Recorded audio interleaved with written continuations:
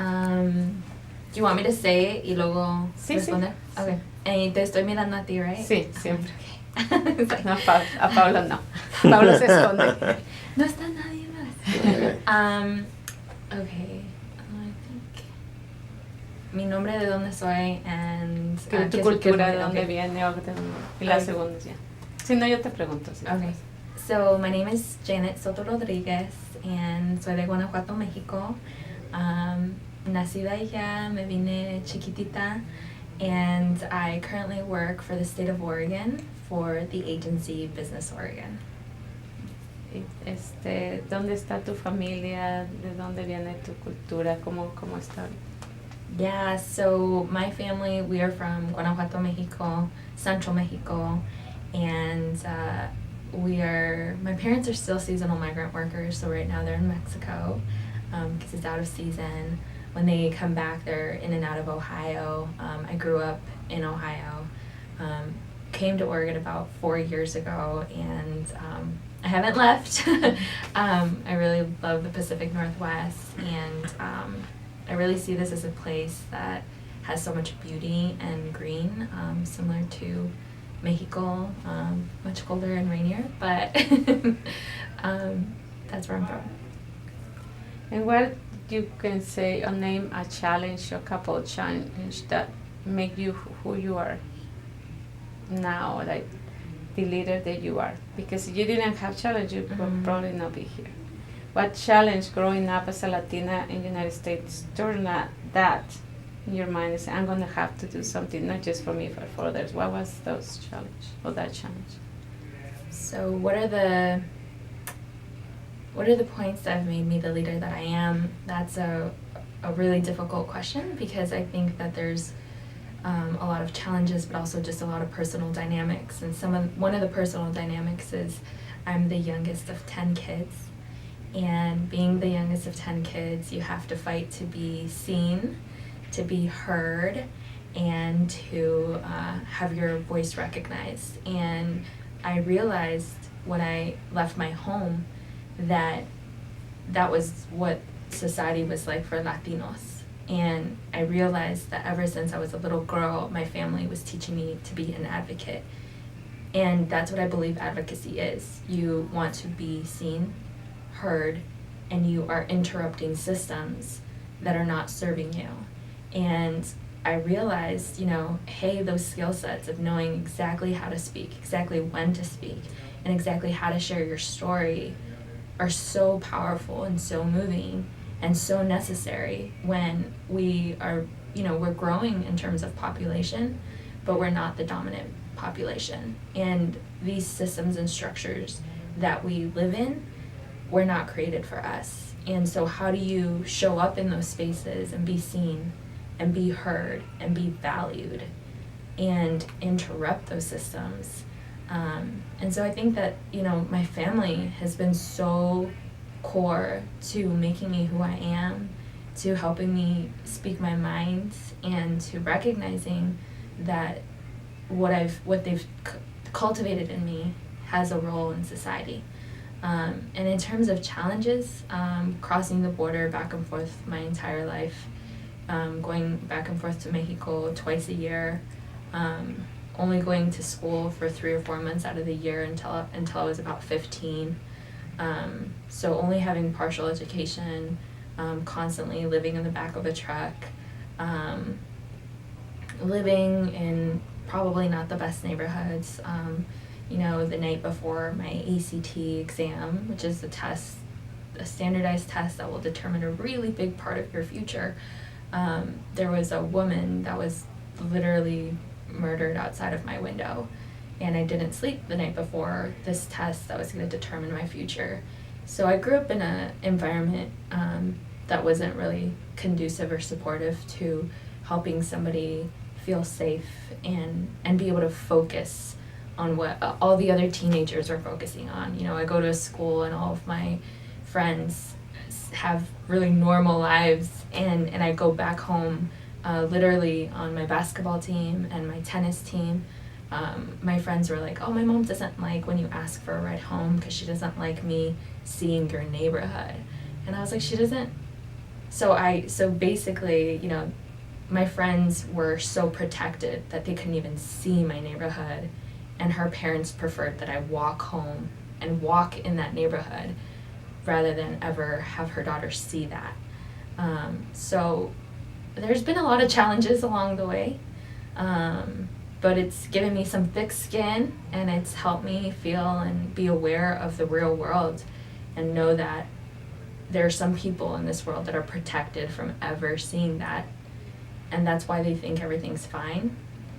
But because I know better and I know that things are not fine, that I need to show up and demand that things change.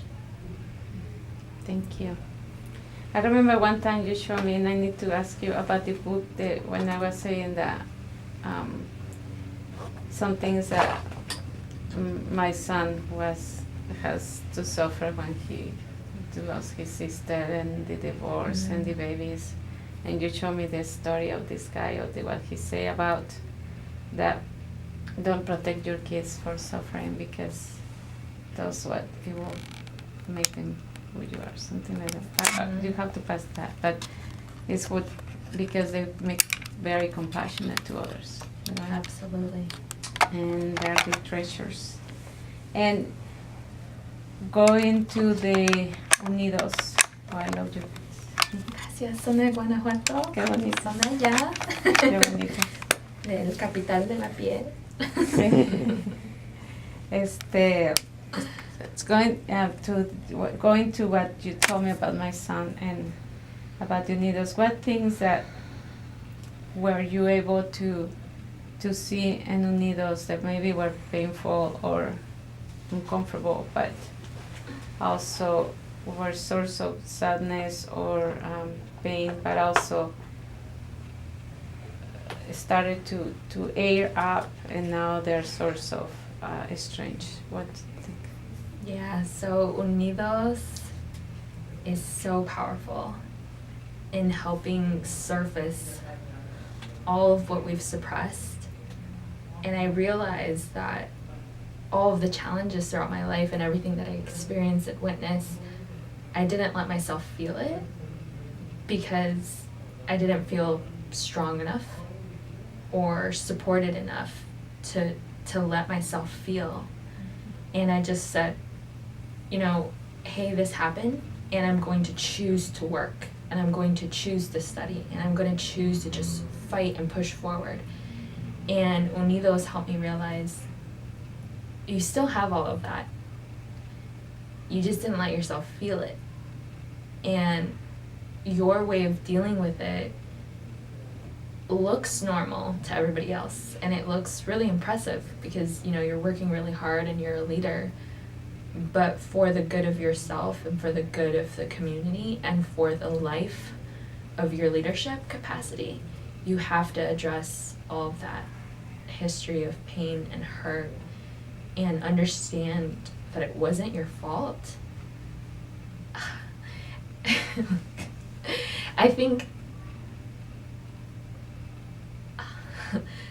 the biggest piece was learning it wasn't your fault. And just understanding that, life happens to all of us. And we blame ourselves for things that often were out of our control. And that the adults in our life made decisions the best they could, and they love us. And whatever hurt us, it wasn't because they wanted to hurt us, but it was just, it was the situation, and again, often the systems and the structure, and just what was always out of reach was never meant for them. We weren't meant as people of color to be healthy, to be educated, to have long or happy lives, and to realize that that was a systemic